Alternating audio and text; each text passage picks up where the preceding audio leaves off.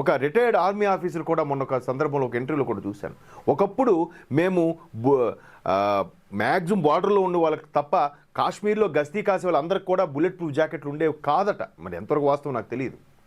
ఇప్పుడు అందరికీ bullet proof జాకెట్లు, పైగా ప్రతిదానికి ఇప్పుడు అప్పుడు లెక్క చెప్పాలంట. ఎందుకు ఎక్కడ వాళ్ళ తాలూకాలు చనిపోతారో అని భయం. పాకిస్తాన్ వాళ్ళు చనిపోతే అప్పటి భారత ప్రభుత్వానికి పాపం బెంగ కదా. నిన్న కూడా ఎక్కడో ఒక ఆర్టికల్ చూశాను, చాలా దారుణంగా అనిపించింది. ఇజ్రాయిల్కి పాలస్తీనాకి ఎప్పుడు గొడవలు జరుగుతూనే ఉంటాయి. ఆ ఆర్టికల్ ఏంటో, అంటే సందర్భం వచ్చింది కాబట్టి సార్ కాసేపు మనం ముచ్చటించుకుందాం. ఆ ఆర్టికల్లో ఏముందంటే, ఇజ్రాయిల్ పాలస్తీనా గోడ ఉంటుంది మధ్యలో ఆ రెండు దేశాలకి. గోడకు అటువైపు ఒక మైనారిటీ వాళ్ళు ప్రార్థన చేస్తారు, గోడకి ఇటువైపు ఒక మైనారిటీలు ప్రార్థన చేస్తారు.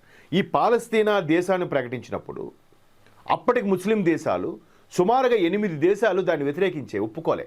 ఆ పాలస్తీనాన్ని దేశానిగా ప్రకటించిన ఆ దుర్మార్గుడనాలో మహానుభావుడు ఎవరో తెలియదు, కానీ ఆయన యాషర్ అరాఫత్ ఆయన పేరు.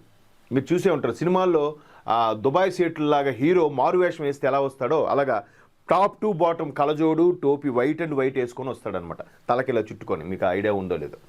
సో అటువంటి యాషర్ అరాఫత్ అనే ఒక తీవ్రవాదిని భారతదేశం ఒకటే సపోర్ట్ చేసిందంట. అప్పుడు భారత ప్రభుత్వం ప్రధాని ఎవరో మీకు వేరే